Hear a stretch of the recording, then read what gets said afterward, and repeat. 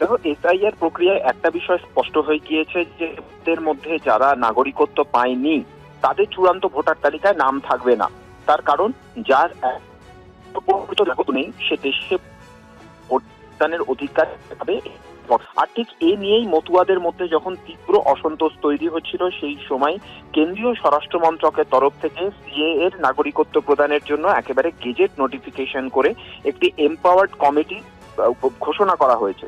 এই এমপাওয়ার্ড কমিটিতে পশ্চিমবঙ্গের সেন্সাস অপারেশনের যিনি একেবারে দায়িত্বে রয়েছেন, সেই ডেপুটি রেজিস্ট্রার জেনারেল, তার নেতৃত্বে এই কমিটি গঠন হবে। এছাড়া কমিটির সদস্য হিসেবে থাকবেন আইবি অর্থাৎ গোয়েন্দা বিভাগের ডেপুটি সেক্রেটারি পদমর্যাদার অফিসার, এফআরআরও অর্থাৎ যারা এক্ষেত্রে ফরেন রেজিস্ট্রেশন রিজিওনাল অফিসার হিসেবে কাজ করেন তাদের অফিসার থাকবেন, পোস্টার ডিপার্টমেন্টের ডেপুটি সেক্রেটারি থাকবেন, এবং এই মিটিং এ পশ্চিমবঙ্গ সরকারের স্বরাষ্ট্র দপ্তরের তরফ থেকে প্রিন্সিপাল সেক্রেটারি থাকবেন। এই কমিটি ঠিক করবে যে কারা নাগরিকত্ব পাবে, কারা নাগরিকত্ব পাবে না। 2024 মার্চ মাসে এই সিএ এর রুল ফ্রেম হয়ে গিয়েছে, অর্থাৎ কিভাবে কোন নিয়ম নীতি মেনে নাগরিকত্ব দেওয়া হবে সেই রুল ইতিমধ্যেই ফ্রেম হয়ে গিয়েছে।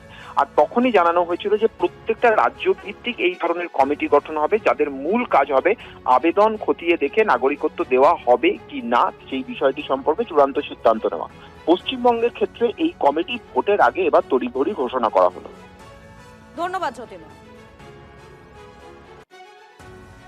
28 ফেব্রুয়ারি চূড়ান্ত ভোটার তালিকায় কি বাদ পড়তে পারে বহু মতুয়ার নাম? সিএ মারফত নাগরিকত্ব দিতে ভোটের আগে তড়িঘড়ি বাংলার জন্য বিশেষ কমিটি গঠন করলো এবারে স্বরাষ্ট্র মন্ত্রক।